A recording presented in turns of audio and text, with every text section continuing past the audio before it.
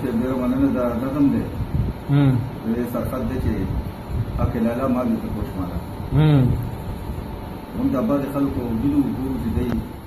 یو ټپي وایي بل ټپي وایي دا هغې خلکو ته دی صحیح ده چې ته به ما ته فنکار وایې زه به تا قلمکار بولم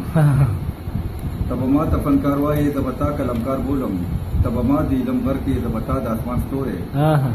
د شاکار ما د ازر کا زه به تا نه صنم جوړ کړم ته زما سندرې وایه زه به تا ټپو کې ستایم یو میدان به چېرته جوړ کړو شاعران به څو راغونډ کړو یو توری به د بازار نه په لفشل کرایه راوړو پنځه شپږ ګزه کپړه به شانه خیر خیرات کې ګوت کړو بیا هغه کپړه به یاره په میر دیمه په هنر کړو دوه پټکي به ترېنه جوړ کړو چې یو ستا بل به تماشي رقیبای به یو دوه رنګ کړو یو اشنه بله بسره کړو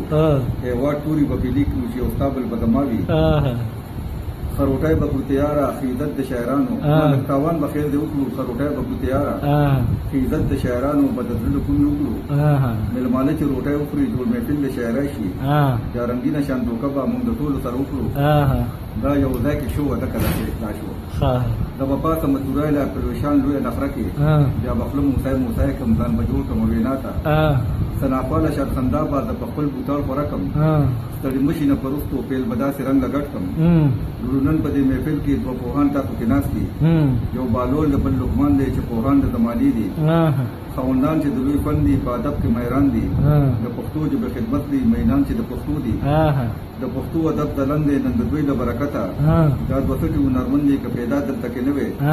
د ادب پوچکاري وه په پښتو به مو میراته ارسطو کې یو د وخت دی دغه بل مفلاطون دی دغه یو به اوس راواړم د لاسونو په پړکا کې استقبال شي دروند وشي ډېر عزت چې ورله ورکوي موږ د لوی قدر څښتن دی ډېر قابل دی احترام دی راجستان احمد واخلم ته به نیغ شي په کورتۍ کې چاپېرچل ته به وګورې د هټلر غوندې غرور کې په ګولو د حقارت به محفل واړه چارماري کې خپله غاړه به تازه کړې په نخره کې به راپاسې ترازې به د سټیج خواله په لویشان لویه نخره کې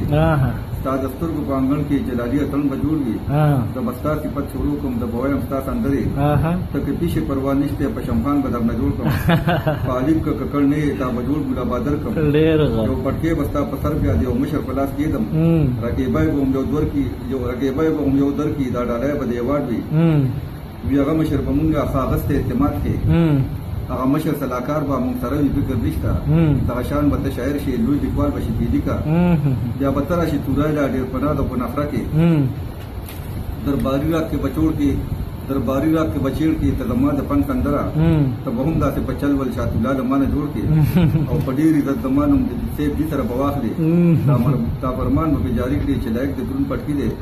لوی شاعر دی لوی لیکوال دی هم ساحل دی هم مجمل دی هم غني هم مباسن دی هم ثاني اشرف مفتون دی په شش پټي کې نیم کلندر به مې د وخت کې د مابن نفتر به جوړ کې ته زما د پټي قد نه یا به چغه شي توری کې د عزت سره غواړم پر تخوال ته چې راپاسي چې پګړی ورته په سر کړو مدوم ستا په شان لا په نخرو رخرو کې درشم مشروطې به ځان نه جوړ کړم نور به کم ګړم له ځان نه برابر کې د خس نه یم خاطرې به درې خان شم د ناپوه په نظر کې زه به هم یو لوی شاعر شم ګنګوتې به شعر خواته چې پټکي ورته په سر شو دا خو دواړه لوی پوهان دي سخندور دانشوران دي نو که دې خوښه وي جانانه ته چې دواړه داسې وکړو بس د پوره به سیبان شو پارچا باندې به ګران شو څه تپوس یې دلته څوک دي څه تپوس یې بله نشته